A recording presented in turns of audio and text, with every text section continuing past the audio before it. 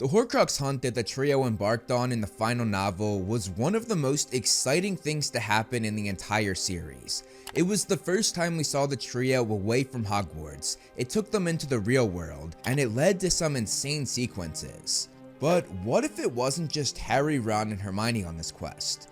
What if there was a fourth person who joined them? Welcome to Movie Flame. I'm Morgan Ross, and today I'm going to theorize and make a sort of fan fiction about how the final book would have played out if Ginny Weasley had joined them on their mission. This should be fun. To start off, I'm going to have to rewind to the second to last book, The Half-Blood Prince. I think the only way this scenario would be possible was if Dumbledore told Harry to not only tell everything he taught him to Ron and Hermione, but to Ginny as well. However, in my story, this wouldn't happen right away. It wouldn't be until Harry and Ginny started dating.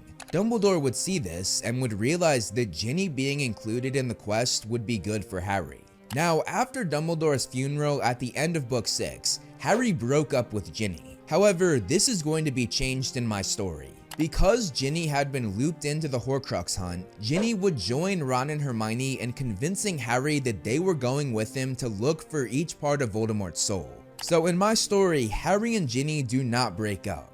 Harry of course broke up with her knowing that Voldemort would use her to get to him. But now with Ginny being by his side, he felt better about Voldemort trying to go after her. She was no longer an easy target at school or at the Burrow. Just like in the 7th book, Ginny would not take part in the Battle of Seven Potters. She would be at home with her mother. I'm also going to edit that passionate kiss that Ginny gave Harry on his birthday. I'm actually going to have this happen several times, seeing as they were still together. And Ron walking in on them can still happen, but he wouldn't be mad at Harry for this, which he was in the novel as they had broken up. Instead, Ron would just be very uncomfortable. With Dumbledore knowing that Ginny would be a part of all this, I knew I had to come up with something that Dumbledore would leave her in his will as he did for Harry, Ron, and Hermione. I thought a lot about this, and she would need something that would help both her and the other three on their quest. Something that Dumbledore foresaw ahead of time.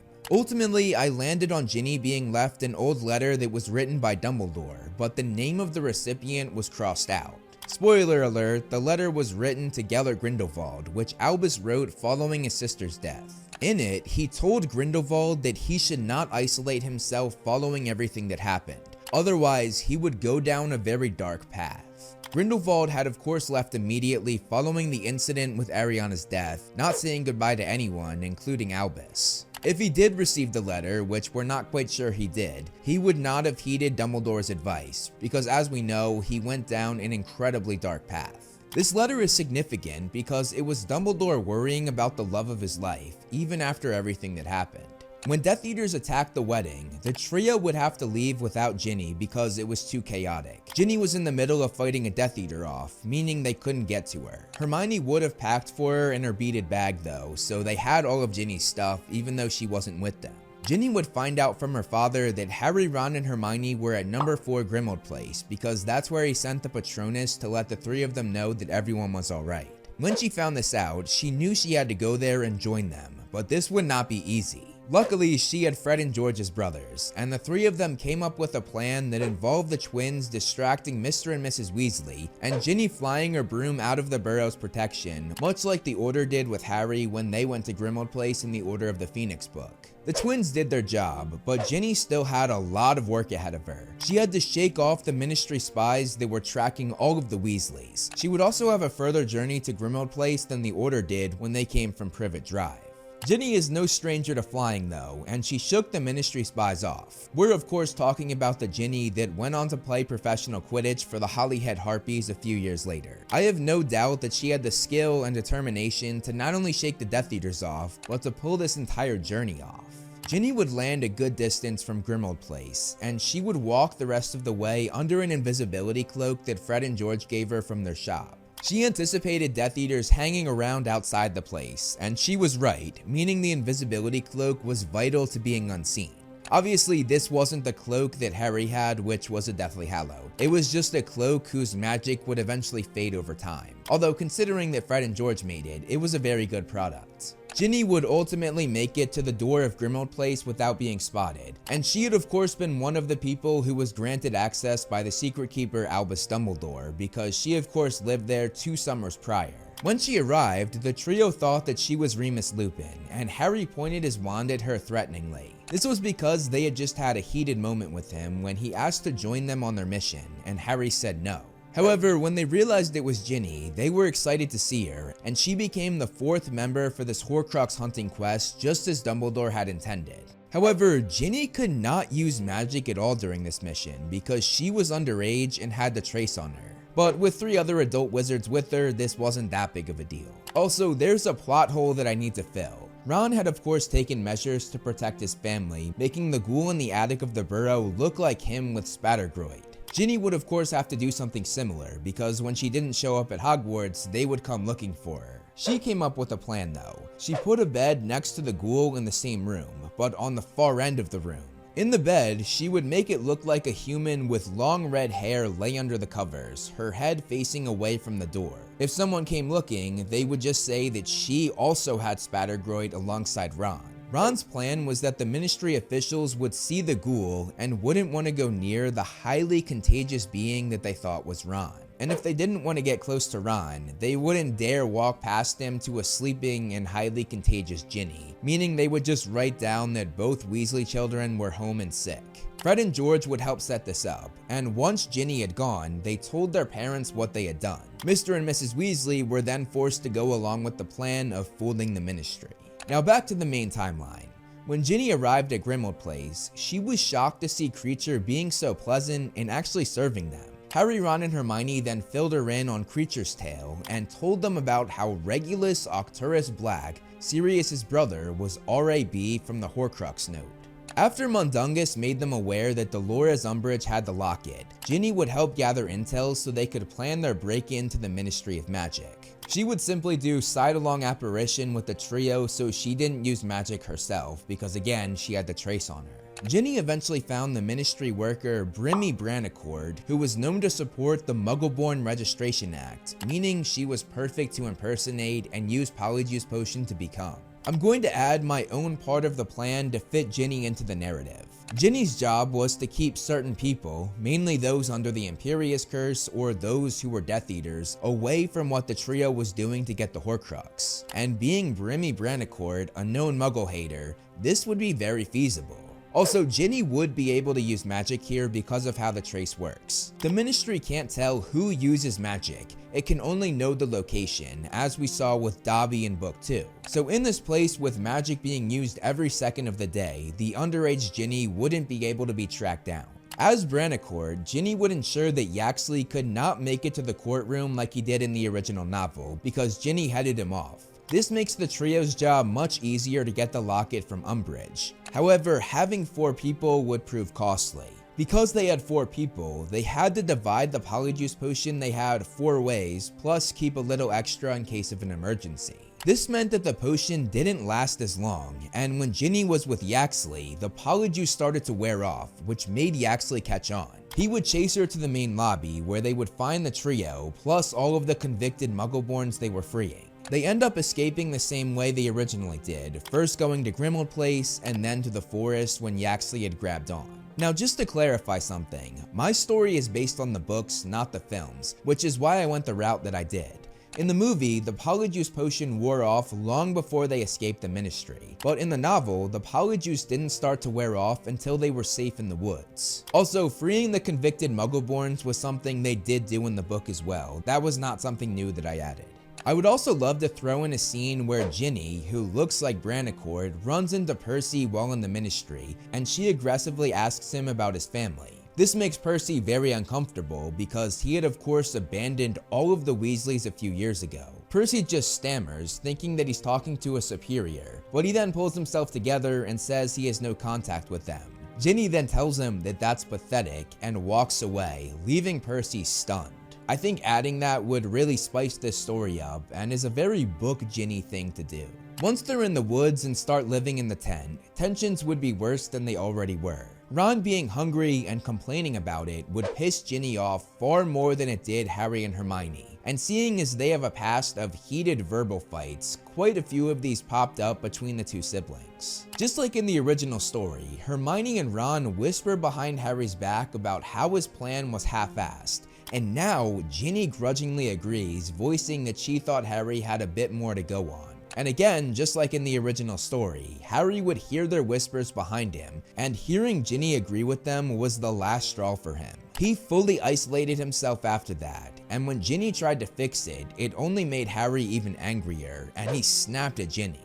Now, if you know about Book Ginny, you know that she wouldn't be the type of person who was snapped at and then wouldn't clap back. When she does clap back, this leads to a big fight between the couple, which isolates Harry even more. However, Ginny finds the letter that Dumbledore left her in his will, and she rereads it, and when she does, she realizes that Albus's words were telling her something. Albus had written this letter saying that isolating yourself from those you love can send you down a dark path, and Ginny realized that this was what Harry was on the verge of doing. Having Ginny against him pushed Harry way farther away than he ever did in the original novel with just Ron and Hermione. And as more time passed, he got angrier and angrier. But after seeing this letter again, Ginny decided to go up to him and read it to Harry. When she reads it out loud, she tells Harry that she wasn't letting him fall down the same path the mysterious recipient of Dumbledore's letter might have. This snapped Harry out of it, and he rejoined the group with more enthusiasm than he ever had in the original novel, and this was all thanks to Ginny. Dumbledore had foreseen this happening, and in my story, this was why he included Ginny on the quest. When Ron got angry and left because of the influence of the Horcrux, following him leaving, Ginny's presence with Harry and Hermione would make things very different. She would play a big part in comforting Hermione following the incident in a way that Harry never could. Then, because Harry was no longer spending all of his time thinking about and watching Ginny on the Marauders map if she was at school, he joined Ginny in cheering Hermione up because he was in a much better headspace with Ginny there. One huge change that I'm going to make is that with Ginny there, Ron's name would be said much sooner. Harry didn't dare speak Ron's name when it was just him and Hermione, but Ginny would not have the same restraint, which would result in Hermione saying Ron much more quickly. This would of course trigger the Deluminator that Dumbledore gave him, allowing Ron to return to them a lot earlier than he originally did, actually reappearing before they even went to Godric's Hollow. However, returning without destroying the Horcrux made his transition back into the group more messy and much more difficult. Harry would be the first to accept Ron back, but Hermione and Ginny would hold him accountable for much longer. Because of this, Ginny and Hermione made the decision that Ron was not going to Godric's Hollow with them. Ron argues, saying that he wants to be there for Harry when he sees his parents' grave. However, Harry tells him that he appreciates it, but says it would be best if he stayed behind. When Harry was standing in front of his parents' graves, Ginny would be the one to comfort Harry rather than Hermione. Hermione would still put the wreath there though. Ginny would also be excited to see the messages on the sign outside of the Potter's house that was technically vandalism. Ginny would then tell Hermione that they were a good thing when Hermione voiced that the writings were disrespectful, and Harry would of course agree with Ginny, he really liked it. Both Harry and Hermione had these opinions in the book, I'm just putting Ginny in the middle in a way that I think is accurate to her character. The three of them would be lured into Bathilda's house by Nagini, but Ginny would be the one who realized something was wrong instead of Hermione. When the two girls ran up though, it would still be Hermione who did the magic to get them out of there. Just like in the original story, they took Rita Skeeter's book from Bathilda's house, which was The Life and Lies of Albus Dumbledore.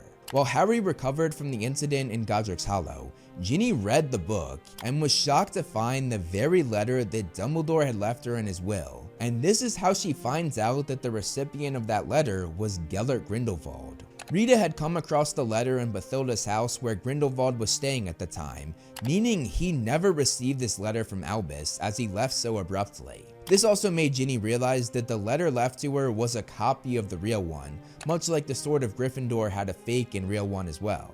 Even while reading this book, Ginny never left Harry's bedside, and unlike in the novel, Harry would not wake up alone. Ginny would be there to greet him, hug him, and kiss him. She would then tell Harry that Hermione forgave Ron after such a close encounter with death, and Ginny added that if Hermione forgave him, then she did too. Now, the Doe Patronus scene will have to be a bit different, because obviously Ron was already back with the group well before this took place. Instead, I'll have both Harry and Ron follow the Doe while Ginny and Hermione are asleep. The same events would then take place. Harry would go underwater to retrieve the sword, the Horcrux would attack him, and Ron would jump in to save him and grab the sword himself. However, the only difference is that Ron was there from the start, and Harry knew that he was the one who pulled him out. Ron would then destroy the Horcrux, but the image of Harry and Hermione together would not appear, because that fear would not exist with Ginny being on the mission. He knew that Harry would always be with Ginny. When they returned to camp, instead of yelling and getting mad at Ron, Hermione would run and hug him after seeing the destroyed Horcrux in his hand. She had of course gotten all of her anger out earlier, so she had nothing but affection for him. They would all go to the Lovegood's house to speak with Xenophilius, but Ginny would be there as well, and she would be the first one to realize that Luna was gone, and would do so much earlier than the trio originally did, meaning they had more time to prepare for the Death Eaters' arrival. They wouldn't find out right as the Death Eaters get there. With this extra time, they successfully found out from Xenophilius that Death Eaters were on their way, and with 4-on-1, he did not stand a chance, and they tied him up. Hermione then sent Ginny and Ron away first, instructing them on where to disapparate, and they did a side-along apparition as Ginny held on to Ron.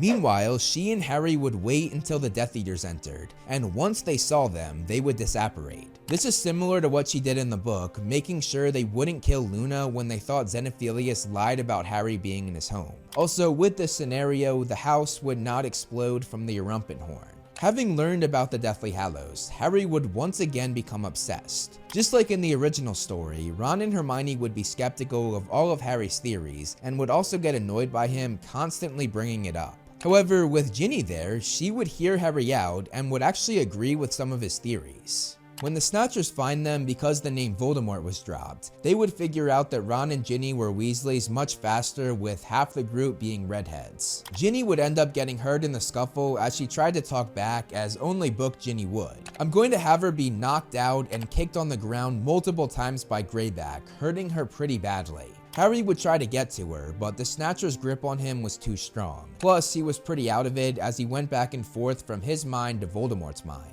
Before Greyback could feast on Ginny, Scabier stopped him, saying that they would get a lot of money if they turned them in, and said that the Dark Lord would probably let him feast on both Ginny and Hermione once they handed them over. Ginny would be thrown in the cellar with Ron and Harry, and seeing as she was injured, when Dobby arrived, he would take her to Shell Cottage before Ron and Harry went up to save Hermione. When the trio escaped and Dobby died on the beach, Ginny would be there for Harry even while injured, and Harry would cry into her shoulder. And he would do the same thing at Dobby's funeral with Ginny by his side. However, I won't have her be there for the moment after when Harry carves into Dobby's tombstone. He'll still be alone for that.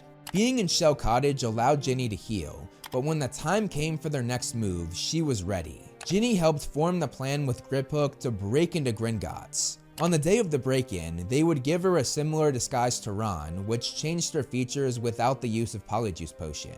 Everything with the Gringotts mission would be the same, and Ginny would fly away on the dragon with the trio. When they arrived in Hogsmeade and Aberforth started pressing Harry, Ginny would tell him off, but following the story of how his and Albus's sister died, she did not say another word. In that moment, it hit her. She now fully understood what the letter Dumbledore left her was about, and it was painful to hear. When they all arrived in the Room of Requirement, Ginny would be there for Ron and Hermione's first kiss, and would say, "Finally," to Harry. Because Ginny came with the trio and was obviously on this dangerous mission for almost a year, Mrs. Weasley would not have as much say about her not being able to fight in the battle despite her being underage. Just like in the book, Ginny would purposefully send Harry to the Ravenclaw common room with just Luna, ensuring that she blocked Cho, Harry's ex, from doing so. With Ginny now being free to fight, she would not be left in the Room of Requirement, meaning I'm going to have her join Ron and Hermione when they went down to the Chamber of Secrets on broomsticks. After destroying the cup, she would then join them as they entered the Room of Requirement, and she would partake in the whole fight with Malfoy, Crabbe, and Goyle. However, there were only 2 broomsticks to escape on, so Ron and Hermione would ride together, and Harry and Ginny would ride together on the other one. Ron and Hermione would pick up Goyle, and Ginny and Harry would pick up Malfoy. Also, yes, Goyle is the one who lived in the book, while Crabbe was the one who died, which the movie changed. Again though, I'm basing this on the book, so in my story, Crabbe dies and Goyle is saved. Ginny would be with the trio as they made their way to the Shrieking Shack, and this meant that on the way, she would be there for Fred's death, which she was not there for in the original story. This would be devastating, and in my story, it would make her break off from the trio. Instead, she would join Percy as they went after the Death Eater Augustus Rookwood, the man that blew up the wall that killed their brother. It would be interesting to add a little scene here. Maybe Ginny and Percy duel him, and with 2-on-1, they bring him down and possibly torture him as much as they can without actually using the torture curse Crucio on him. Looking at Percy's absolute fury in the book following Fred's death, I don't think that this torture would be too much of a stretch. And with Ginny there, they might feed off each other's anger even more. I thought about having a scene where Rookwood is pushed to the edge of the castle where a wall is blown up, and he would accidentally trip and fall to his death without Ginny and Percy actually killing him. However, we know from the book that Rookwood does not die because he fights Aberforth at the end of the battle, so I was sort of bummed that I couldn't really add that to the story, but I think the two siblings putting him through some pain is a good replacement. I think that most things after that would be relatively the same. It would only be the trio who went to the Shrieking Shack and witnessed Snape's death because, as said, Ginny would go off with Percy. And later, Ginny would still help collect the dead bodies while Harry walked past her when entering the forest while under the invisibility cloak. Then she would obviously be devastated when she saw Harry's supposed dead body, but would then be ecstatic when he whipped off the cloak and beat Voldemort. The only difference is at the end of the battle, I think Ginny would be sitting with Ron and Hermione rather than putting her head on her mother's shoulder. This meant that Ginny would be there in the headmaster's office when Harry decided he wasn't going to keep the Elder Wand. And when Ron said that Harry was mental for not wanting to keep it, I'll have Ginny say that it was noble and the right thing to do, and maybe we'll have her give Harry a kiss on the cheek. As for the epilogue 19 years later, that would stay pretty much the same. Although I think after sharing this mission with the trio, Harry, Ron, and Hermione would be much more bonded with Ginny than they were in the original story. This wouldn't make too much of a difference though because they're still family and spent loads of time together, but I thought it was worth adding. But there you go, this is what I think would happen if Ginny Weasley joined the trio on the Horcrux hunting mission. If you like this video, I have a bunch of other Harry Potter videos, specifically this one where I did a deep dive into Harry Potter fanfiction. I put a lot of work into that one, so I'm pretty proud of it. Go check it out if you want. That's all I have for you guys in this video though. Thanks so much for watching, and I'll see you in the next one.